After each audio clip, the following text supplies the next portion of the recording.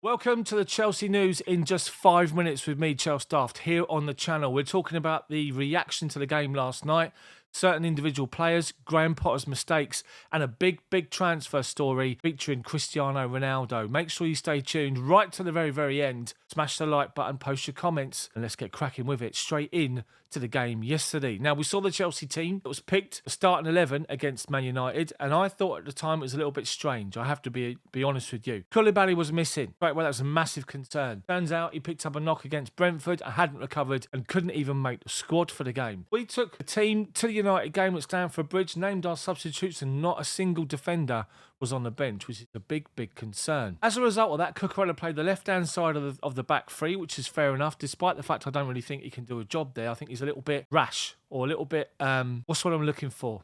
Not solid and stable, I just think he's a little bit, you know what I'm trying to say. Anyway, so he played left-sided centre-back, and in the midfield, Jorginho started next to Ruben Loftus-Cheek. And you wondered about that situation and why Mateo Kovacic wasn't even starting, he was on the bench, I should say. Turns out he's been carrying a knee injury throughout the whole of the season. They're trying to manage him to make sure that due to the amount of games coming out, that he's not going to have some sort of reaction. And it's gone against us in certain games, Brentford and yesterday, where he came on. But more on that in just a second. But as the game started and United started taking control, it was just completely obvious we were being overrun. Their 4-2-3-1 formation with the two midfielders and the three in behind the striker against our 3-4 formation for our midfield and our defenders, we were being outnumbered in the middle of midfield and we were really struggling. And you wonder why Graham Potter made that mistake, because study United, you look at Erik ten Hag, you look at the way they play, and you couldn't really understand it and it was disappointing. But I will give Graham Potter credit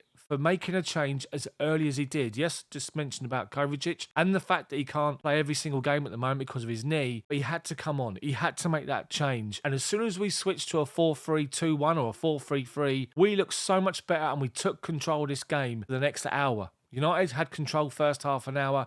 We had it the last hour. And you have to talk about Kepa again. Kepa, one little moment where a ball came over and he went to grab it and he just completely messed it up and put it out for a corner. Apart from that, Kepa was outstanding once again with some big reaction saves. A great save down to his right from Rashford, coming out and meeting him at his feet. Kepa was good again, and he needed to be in that first half an hour.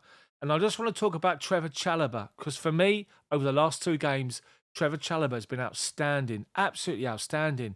He was given his chance after 2 pre-seasons ago when Thomas Tuchel had his first pre-season, impressed over in Ireland, got into the first team squad, but for a couple of mistakes, Mane against Liverpool, for example, at home, and a couple of others, he's taken time to sit and to train alongside the likes of Thiago Silva. And Trevor Chalobah just looks solid. He looks so composed. He looks just completely solid. He's in control of what he's doing. And I thought Chalobah was outstanding yesterday, our man of the match. Between him and Kepa, I thought it was outstanding. So we've talked about Graham Potter's mistakes, but he corrected it. We talked about Kovacic and we've talked about Chalobah. Chelsea did enough to try and nick a goal from United, but overall, the end result was fair play. United, as I said, created so many more chances than we did. We just weren't at the races. So gutting to concede late on, and you wonder why Kepa went like this and not just outstretched, because to me, you reach further doing this with your arm closest to where the ball is rather than coming over. But anyway, I can't really complain. I'm not a goalkeeper, but it's a fair result. So finally, to the big story that's come out, and it's Cristiano Ronaldo to Chelsea in January. Todd Boehly wanted to sign him in the summer, and Thomas Tuchel was against it. Why it never came through. And we all found out later on, after Tuchel was sacked, they had a difference of opinion about taking the club forward. And you wonder, due to the fact that Todd Boehly and the commercial aspect of Ronaldo signing would be huge, still wants to proceed and push. It's being reported everywhere that Ronaldo is willing to take a pay cut to go to a different Premier League club, get regular football.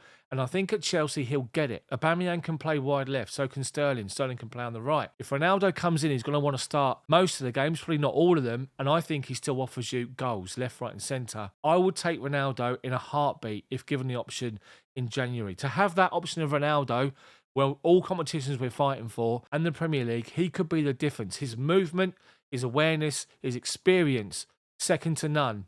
And I'd take him all day long. That's it for the Chelsea news in just 5 minutes. Let me know what you thought about my take on the Man United game and my comments about it in the comments section, and Ronaldo to Chelsea in the comments section below. Thank you so much for watching and your support. Drop a like on the video, subscribe to the channel, and check out the live match commentary from the game yesterday linked here. Have a great afternoon, great day, I should say, but the weather being crap. See you next time.